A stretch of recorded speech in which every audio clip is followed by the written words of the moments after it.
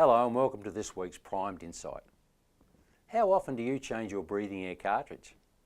Breathing air cartridges work by capturing contaminated air and vapour as it passes through a series of filters.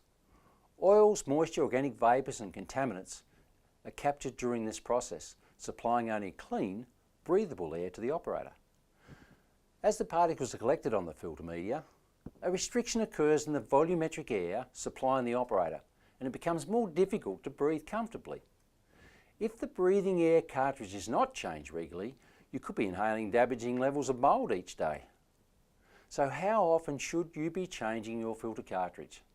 Filter manufacturers recommend replacing your air cartridge every 3 months or 400 hours of use.